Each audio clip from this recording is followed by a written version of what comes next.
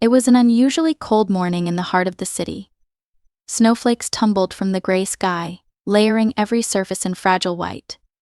Samuel pulled his thin, threadbare coat tightly around himself as he stepped out of the tiny basement apartment he shared with his son, Oliver. The biting cold pierced through his layers, but he'd long since learned to ignore discomfort. His focus was always on his 7-year-old son, who was still sleeping soundly, bundled under every blanket they owned. Samuel had kissed Oliver's forehead before leaving, whispering a silent promise to bring home something to make their lives a little easier. Life hadn't always been this hard. Samuel remembered when he was a steady factory worker, his hands strong from labor, his days marked by predictable rhythms. There was pride in providing for his small family. But 2 years ago, everything changed when the factory closed without warning. Since then, he'd scraped by with odd jobs mending fences, cleaning gutters, hauling heavy loads, whatever work he could find. Each day brought the same struggle to keep a roof over their heads and food on the table. But Samuel kept going, if only for Oliver. The streets were slick with ice, and Samuel's patched-up boots slipped as he made his way toward the labor exchange downtown. His stomach growled, a painful reminder that he hadn't eaten since the previous day's meager meal, mostly given to Oliver. Today he would try to find work and, hopefully, come back with a bit of money for groceries. Hunger, however, would have to wait. As he turned a corner, Samuel's gaze fell upon a man huddled near the intersection of Park and Main. The figure was wrapped in layers of mismatched clothing, his hands trembling beneath frayed fingerless gloves. A cardboard sign lay across his knees, bearing a desperate plea in faded black marker: hungry. Need help. Samuel stopped, feeling a pang of empathy that cut deeper than the cold wind. He knew desperation. He had walked that line more times than he could count. His fingers instinctively touched the last crumpled $5 bill in his pocket. It was meant for bread and milk. For Oliver. He should keep walking, logic urged him. He couldn't afford to give what little he had. But the thought of turning away left a bitter taste in his mouth. What would he be teaching Oliver? Samuel took a breath, steeling himself against the storm of doubt, and walked toward the man. Sir Samuel asked gently, his breath visible in the frosty air. The man lifted his head slowly, revealing a gaunt, tired face. His eyes, sunken but sharp, met Samuel's. "I've been better," he replied, his voice rough and hoarse. "Name's John." Samuel, he extended a gloved hand, and they shook. The grip was weak, but there was sincerity in it. A tense silence followed, broken only by the wind howling through the empty street. Samuel glanced down at the $5 bill, feeling its weight not in money but in choices. He pulled it from his pocket and pressed it into John's cold hands. "It's all I've got," he said quietly. "Maybe it'll help a little." John's eyes widened, and he stared at the bill as if it were a priceless treasure. "Your last $5," his voice cracked. "You have a family, don't you?" He had noticed Samuel's thin frame, the worry lines etched into his face. Samuel shrugged, trying to hide the fear and sacrifice behind his choice. "We all need someone to look out for us." John's hand closed tightly around the bill, his shoulders shaking slightly. "Thank you," he whispered, his voice thick with emotion. "I won't forget this." The wind bit at them both, but Samuel felt a strange warmth, one born of compassion and connection. He hesitated, then sat down beside John on the icy curb. "How did you end up here?" he asked, genuine curiosity in his voice. For a long moment, John said nothing. Then, his gaze drifted to the snow-covered street. "I had a life once. A good one. A house. A family. My wife got sick, though. Medical bills drained us. I tried to keep it together, but," his voice trailed off, filled with pain. "By the time she passed, everything else was gone." "I'm sorry," Samuel said, his words sincere. He knew what it meant to lose stability, to fight against forces beyond his control. "I used to work in a factory. Closed down 2 years ago. It's been rough since." John nodded slowly. "Yet here you are, giving away what you can't spare." "What's the point of getting by if we stop being human?" Samuel replied. managing a tired smile. They sat together in companionable silence, sharing their burdens without judgment. Samuel's stomach growled, loud enough to cut through the wind, and John glanced at him with concern. "When did you last eat?" he asked. "Yesterday." Samuel waved it off, embarrassed. John stood, joints creaking as he moved. "Come on," he said, extending a hand. "You helped me. Let's at least find somewhere warm." Together, they walked to a small diner. The warmth inside hit them like a wave. Pooling John's $5 and a few coins from Samuel, they ordered 2 cups of coffee and a plate of toast. The kind-eyed waitress didn't ask questions, she simply served them with a smile that hinted at her own struggles. Over the meal, they really talked. Samuel spoke of Oliver, his bright, curious son who made every struggle worth it. He told stories of bedtime tales, of makeshift toys crafted from scraps, and of how Oliver's laughter could fill even their tiny apartment with light. John listened intently, his eyes softening with each word. In return, he spoke of sunsets watched from his porch, of his wife's laughter, and of the crushing loneliness that followed her passing. For a few precious hours, they were not defined by their poverty but by their humanity. As they parted ways, John's grip on Samuel's hand was firm. "I'll find a way to repay your kindness," he promised. "You've done more for me than I can say." Samuel shook his head. "Just pay it forward if you can." "I will," John vowed, determination flickering in his tired eyes. As Samuel made his way home, he felt lighter. The streets were still cold, his stomach still empty, but his heart was warm. When he opened the door to their small apartment, Oliver ran to him, his face bright with excitement. "Papa, did you find work?" "Not today," Samuel admitted, scooping him up in a hug. But maybe tomorrow he would keep trying. He always would. That night, as Oliver fell asleep beside him, Samuel lay awake, thinking of his encounter with John. It hadn't solved their problems, but it reminded him that kindness could light even the darkest paths. He vowed to keep that light burning for Oliver, for himself, and for those like John who needed it most. As he drifted off to sleep, he could not have known that this single act of compassion would set off a chain of events that would change their lives forever. But he felt hope a fragile, precious ember, and for that, he was grateful. The next morning, Samuel woke to the gray light of dawn seeping through the thin curtains of their basement apartment. He stretched quietly, careful not to disturb Oliver, who was still fast asleep. The weight of their reality pressed down on him, a day filled with searching for work, counting pennies, and hoping for a break. But as he looked at his son's peaceful face, he felt a flicker of determination. Today had to be better. He washed up quickly in icy water and dressed in layers to brace against the cold. Just as he was about to head out, a sudden knock at the door startled him. It was too early for visitors, and his heart skipped a beat. Was it the landlord? He didn't have any more time for excuses about the rent. Steeling himself, Samuel opened the door.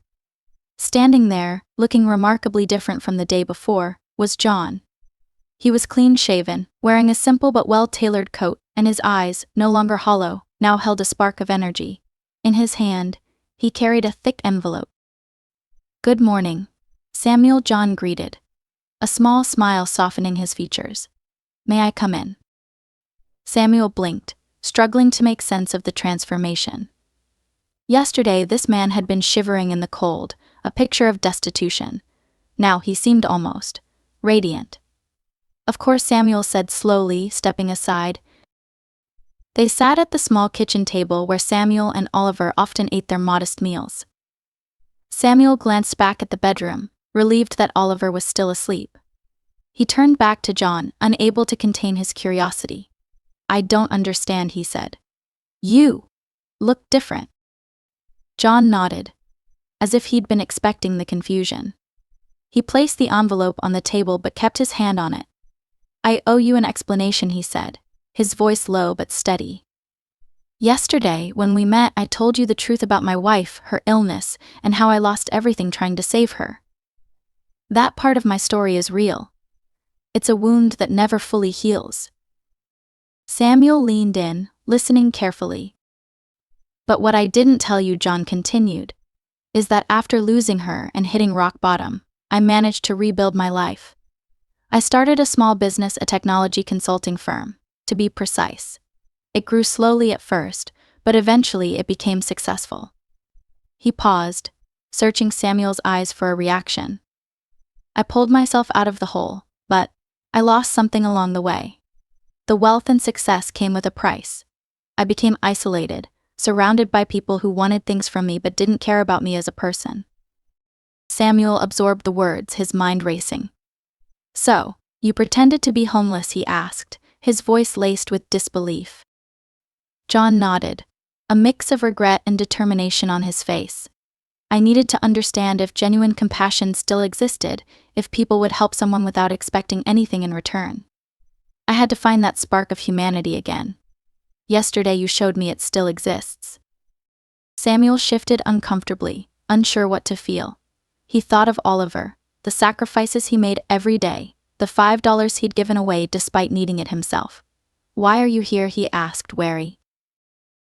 To say thank you, John replied, sliding the envelope toward him. And to offer something more. Samuel opened the envelope cautiously, his hands trembling. Inside were 10 crisp, $1,000 bills. He stared at the money, his breath catching in his throat. I don't understand, Samuel whispered. Why me? Because you reminded me of what truly matters, John said, his voice filled with sincerity. But this isn't just about money. It's about doing more. I've been supporting shelters and community programs from a distance, but it's time for me to be hands-on. And I can't think of anyone better to work with than someone who understands hardship and kindness the way you do. The money in Samuel's hands felt heavy, not just in value but in meaning. He thought of rent, of food, of all the things Oliver needed. It could change their lives. But with it came a sense of responsibility he hadn't asked for. You want me to work with you? He asked, his voice raw. Yes, John said simply. Help me create something lasting. You know what people need because you've been there. This isn't charity, it's a partnership. We'll build programs, help people like you help me. Together. Overwhelmed, Samuel closed the envelope and set it on the table. I need time, he said, his voice trembling. To think. Of course, John replied, standing. Whatever you decide, the money is yours. Use it however you see fit. He paused at the door. Thank you, Samuel. You reminded me of what it means to be human. After John left, Samuel sat in silence, the weight of the money pressing down on him. He thought of Oliver, who would soon wake up unaware of how their lives had just changed. For a moment, he allowed himself to dream of what this could mean: warm clothes, healthy meals, maybe even a better place to live. His thoughts were interrupted by Oliver's sleepy voice. Papa, the boy asked, rubbing his eyes as he emerged from the bedroom. You're up early. Samuel turned, forcing a smile. Good morning, buddy. Oliver yawned and stretched. Did you find work? Not exactly, Samuel said, pulling Oliver close. But today's different. He thought of the promise he'd made before leaving that morning, and how fate had answered in an unexpected way. Can we have pancakes? Oliver asked, his eyes bright with hope. Pancakes it is, Samuel said, his heart swelling. He scooped Oliver up, feeling the boy's warmth against him. Get your coat. We'll go out for breakfast. As they walked through the cold streets, Samuel held Oliver's hand tightly. They entered a small diner, the smell of coffee and freshly made pancakes filling the air. Samuel ordered more than he had in a long time: pancakes with syrup, eggs, and even hot chocolate for Oliver. The boy's face lit up as he took his first bite, syrup dribbling down his chin. Samuel watched him, feeling an unfamiliar sense of relief and possibility. He knew that this money was not a permanent solution, but it was a chance, a way forward. And whatever lay ahead, he would do everything in his power to make it count, for Oliver and for others like them. Later that day, Samuel took Oliver to the park. It was a rare luxury to spend a day simply enjoying his son's laughter and the crisp winter air. They built a small snowman together, Oliver giggling as he tried to pat down the lopsided head. "Papa, look. He needs a nose." Samuel found a small stick and pressed it into the snowman's face. "Perfect," he said, laughing with his son. "Do you think he'll get cold?" Oliver asked, his expression suddenly serious. Samuel knelt beside him. "Maybe a little," he said. "But he's strong. Just like you." They spent hours playing, forgetting the weight of their struggles. For the first time in what felt like forever, Samuel allowed himself to hope. He had no idea what the future held, but he knew that as long as he had Oliver, he would keep fighting. And perhaps with John's offer, they could do more than survive, they could build something meaningful. That night, as he tucked Oliver into bed, Samuel felt a warmth he hadn't felt in years. "I love you, buddy," he whispered. "I love you too," Papa, Oliver mumbled sleepily. As Samuel lay beside him, he thought about John's words. Maybe it was time to step into something new, to use the chance he'd been given to help others. Whatever decision he made, he would keep the promise he'd whispered that cold morning. For Oliver, for himself, and for those who needed a little light in the darkness. The next morning, Samuel woke with a sense of purpose he hadn't felt in years. Light filtered softly through the window, casting a warm glow across the room. Oliver, still wrapped in blankets, was the picture of peace. Samuel lingered for a moment, watching his son breathe deeply.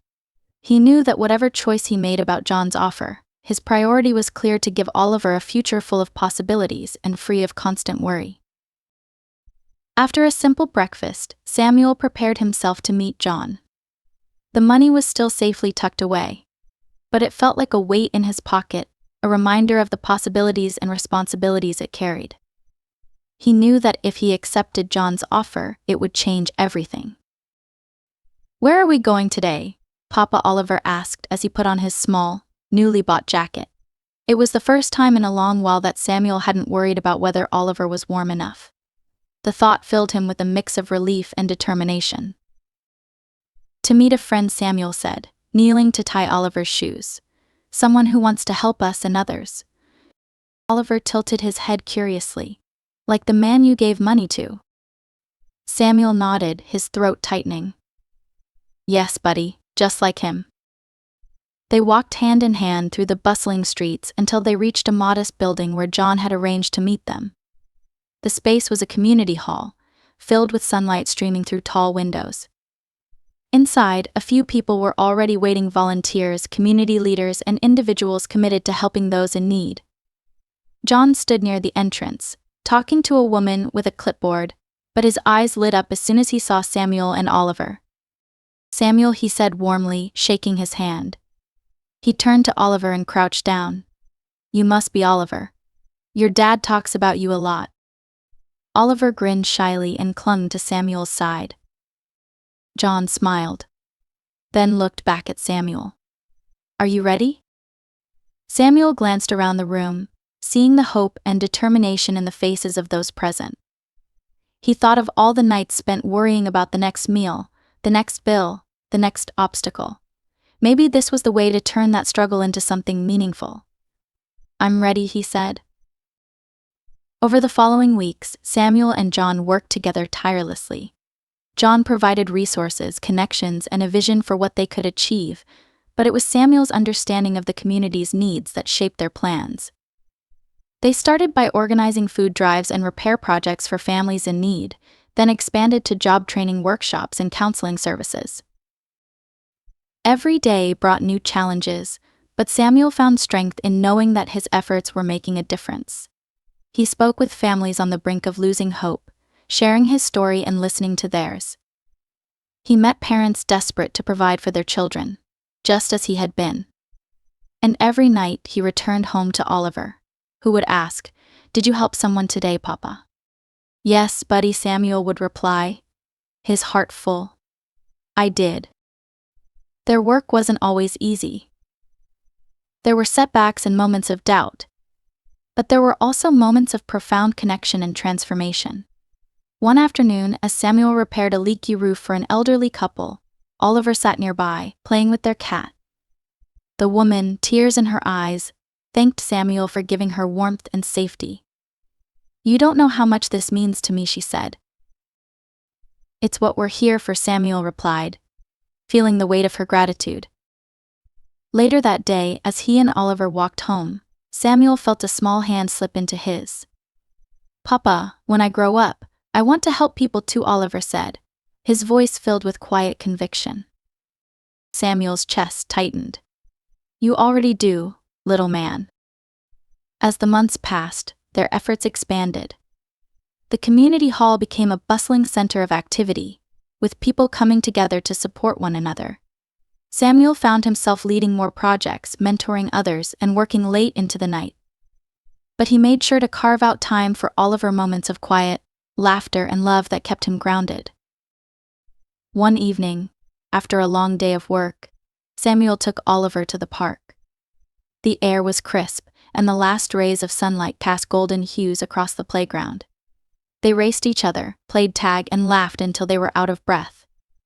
Sitting on a bench, Samuel watched as Oliver climbed the jungle gym, his laughter ringing out like music. For the first time in a long time, Samuel allowed himself to believe that the future could be bright. "Papa," Oliver called, waving from the top of the slide. "Watch me." "I'm watching," Samuel replied, his smile wide. Oliver slid down with a whoop, running back to Samuel's side moments later. They walked home hand in hand, talking about Oliver's favorite stories and his dreams of becoming a firefighter, an artist, and a helper like you, Papa. Those simple moments, shared meals, bedtime stories, walks through the park became the anchor in Samuel's life. He realized that his work was not just about building a better community, it was about building a better life for Oliver, and for all the children who deserved a future full of hope. One chilly morning, Samuel was surprised by a knock at their door. When he opened it, he found John standing there, holding a large stack of papers. "I have a proposal," John said, his eyes shining. "We've done good work, but I think it's time to take it further. I've been working on plans for a permanent shelter and resource center, a place where families can stay, rebuild, and grow." Samuel took the papers, scanning the plans. The scope was ambitious: housing, job training, counseling, and more. But as he looked at the plans, he felt a spark of excitement. "This could change everything," he murmured. "Will you help me lead it?" John asked, his expression earnest. Samuel thought of Oliver, of the families they had already helped, and of all the people still struggling. He nodded. "I'm in." Together they set to work. The journey was long and filled with obstacles: permits, fundraising, construction delays, but their determination never wavered. Samuel balanced the demands of leadership with his role as a father, always making time for Oliver. He taught his son the value of kindness, resilience, and hope through his actions. As the new shelter neared completion, Samuel stood on the site one evening, watching the workers put the final touches on the building. Oliver ran up to him, holding a small plant in his hands. "Can we plant this here, Papa? So people know it's a special place." Samuel knelt, his heart swelling with pride. "Of course, buddy, it's a perfect idea." Together, they found a spot near the entrance and planted the small seedling. It was a symbol of growth, resilience, and new beginnings. The shelter's grand opening was a day of celebration. Families moved in, volunteers welcomed them with open arms, and the community gathered to support the vision Samuel and John had brought to life. As Samuel stood on the stage, Oliver at his side, he spoke from the heart. "This place is more than a building.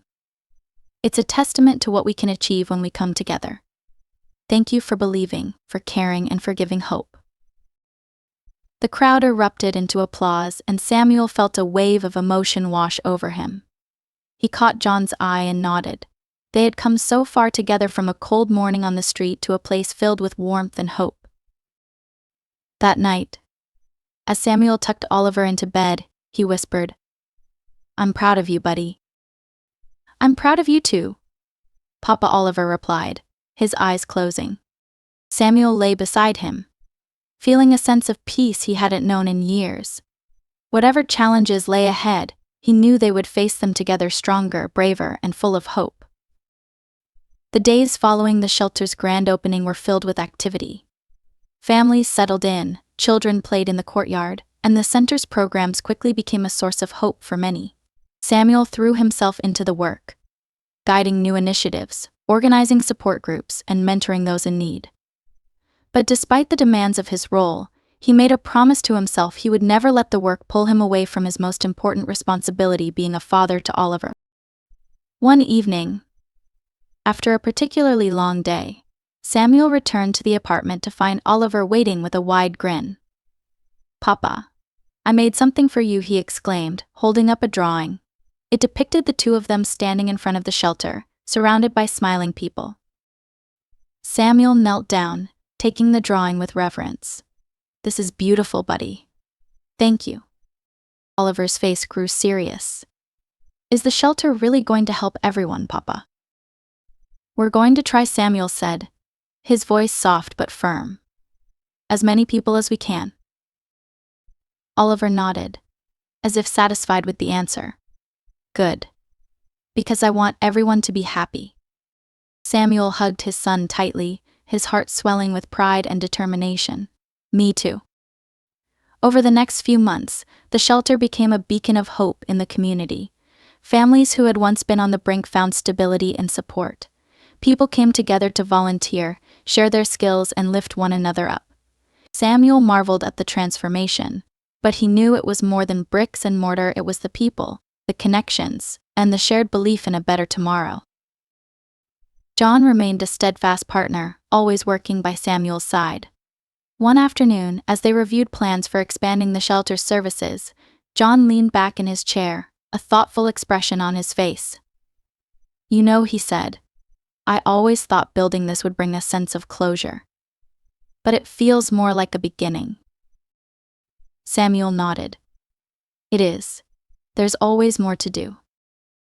They spoke for hours, dreaming of future projects, a community garden, educational programs, and more shelters across the city. Each idea was driven by their shared commitment to lifting others up. But amidst all the plans, Samuel remained grounded by one simple fact: everything he did was for Oliver, and for those like him who deserved a brighter future. One crisp autumn morning, Samuel woke early to the sound of laughter outside. He peered out the window and saw Oliver leading a group of children in a game of tag. Their laughter echoed through the courtyard, filling the air with warmth. Samuel smiled, feeling a deep sense of fulfillment. This was what they had worked for, a place where children could laugh and play without fear. Later that day, Samuel and Oliver took a walk through the neighborhood. They stopped at a small corner store where Samuel bought Oliver a treat, a rare indulgence. As they walked, Oliver licked his ice cream cone, his eyes sparkling with delight. "Papa," he said between bites, "do you think Mama would be proud of us?" The question caught Samuel off guard. He swallowed hard, feeling a lump in his throat. "I think she'd be very proud," he said, his voice thick with emotion. "She loved you so much, Oliver."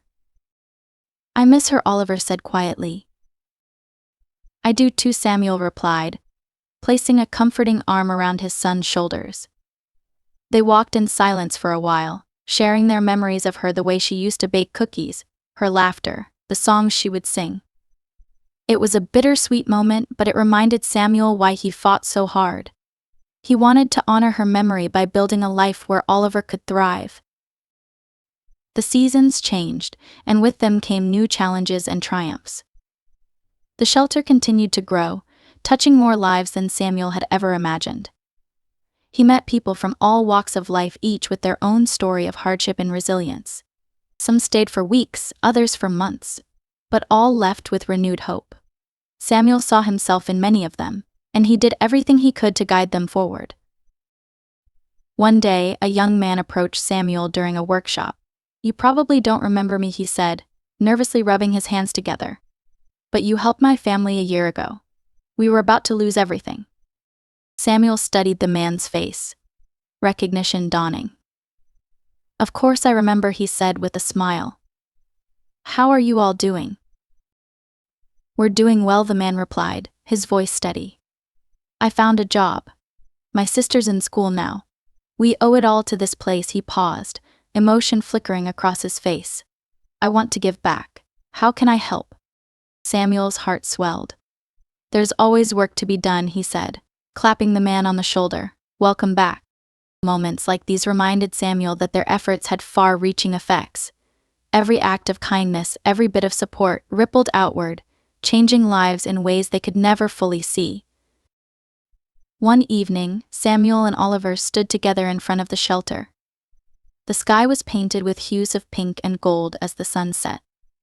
Look how far we've come, Papa Oliver said, his voice filled with awe. We have, Samuel agreed, his gaze fixed on the bustling activity around them. But there's still more to do. Can I help more? Oliver asked eagerly. I want to be like you. Samuel knelt down, placing a hand on his son's shoulder. You already are, buddy. You help more than you know. Together, they walked back inside, ready to face whatever came next. The journey was far from over, but Samuel knew they were building something that would last, a legacy of compassion, resilience, and hope, for Oliver, for themselves, and for everyone who walked through those doors seeking a new beginning. The years passed, and the shelter's impact continued to grow. Samuel watched with pride as Oliver grew into a compassionate young man, dedicated to carrying on the work they had started together. The shelter became a place of healing, growth, and transformation, a testament to the power of kindness and community. And through it all, Samuel never forgot the cold morning that had started it all, the day he chose compassion over fear, giving his last $5 to a stranger in need. It was a simple act, but it had changed the course of his life and countless others. As he stood in the courtyard one evening, watching the sunset, Samuel felt a deep sense of peace. He had built something meaningful, something that would endure. And he knew that as long as there were people willing to help one another, hope would always find a way. With Oliver by his side, he faced the future with strength and love, ready to continue their journey of compassion, one step at a time. Together they would keep building a better world for themselves and for everyone who believed in the power of kindness.